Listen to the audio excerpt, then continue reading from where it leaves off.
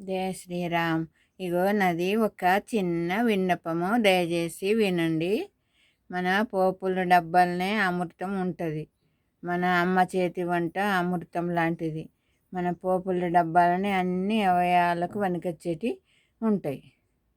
ఇంటి ఇల్లాలు వేసేది, అమ్మ వేసేది మన పోపుల డబ్బాలని అమృతం. దేవుళ్ళు అమృతం దాగిండ్రు కానీ మన మానవులం మన పోపుల డబ్బాలోనే అమృతం ఉంటుంది. కాబట్టి ప్రతి ఇల్లాలు కానీ అమ్మ కానీ దేవుణ్ణి స్మరించుతుంటూ వంట చేస్తే అవే ఔషధాలు అవుతాయి. అన్ని రోగాలకు నివారణ అవుతుంది.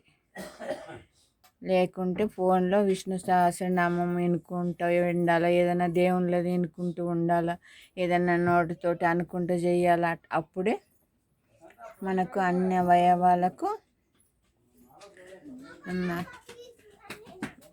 దేవుని ధ్యానం చేస్తూ వంట చేస్తే మనకు పోపు డబ్బాలని అమృతం ఉంటుంది. కాబట్టి దేవుణ్ణి స్మరించుతూ వంట చేయాలి.